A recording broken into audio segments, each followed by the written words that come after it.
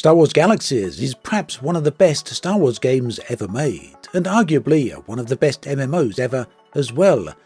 Now thankfully the title was effectively re-released 2 years ago as a player-run server under a project called Star Wars Galaxies Restoration.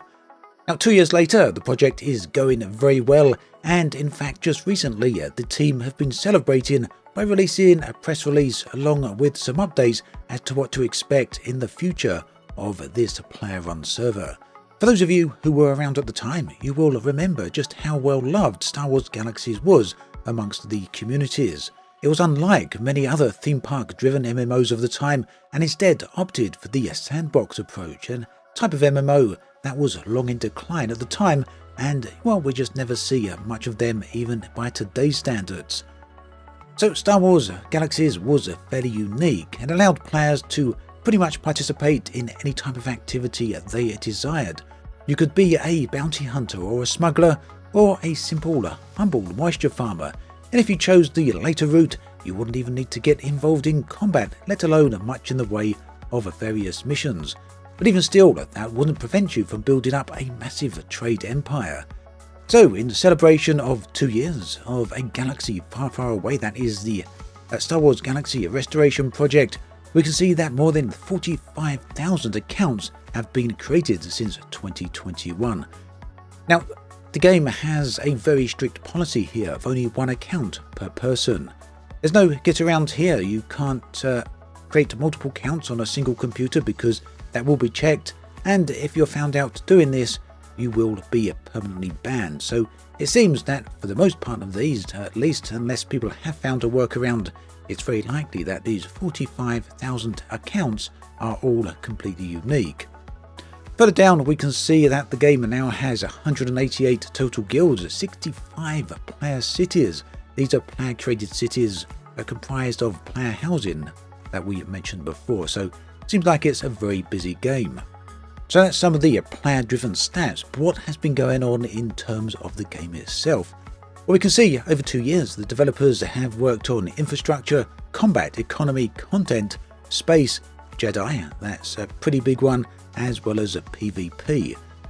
Now the devs have been pretty keen to focus on some of the areas that were considered problematic with the original release, fine-tuning them and rebalancing them for this new server.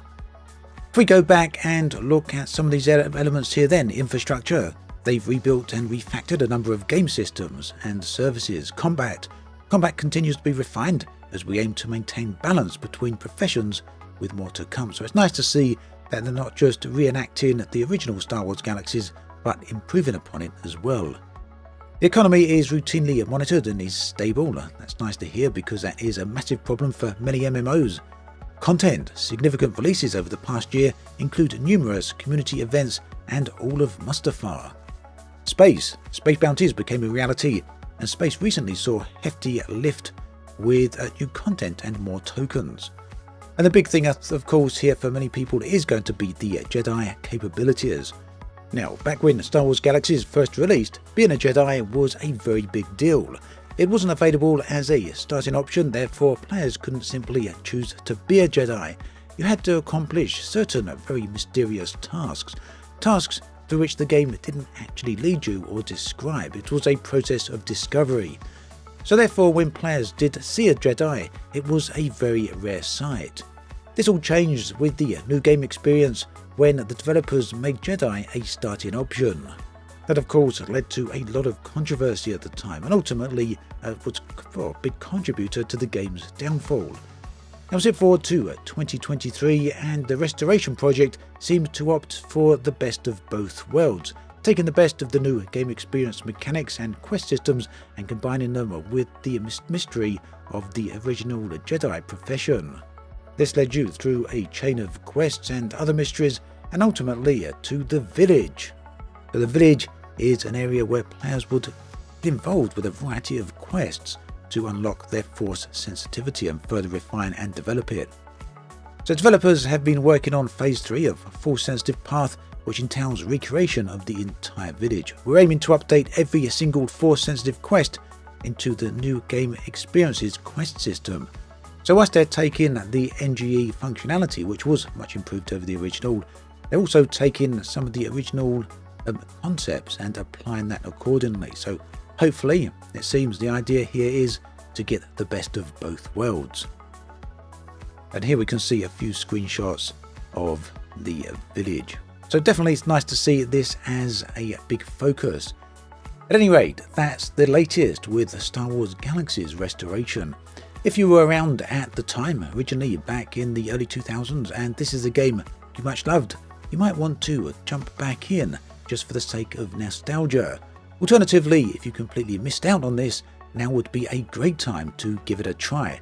The game is completely free. You don't need to own the original. All you need to do is jump through the links in the video description. There you can create a Star Wars Galaxies account and then download the software you need, and that will connect you to the relevant server. Do let me know your past experience with Star Wars Galaxies. I'd love to hear from you. Was it one of your favourite MMOs?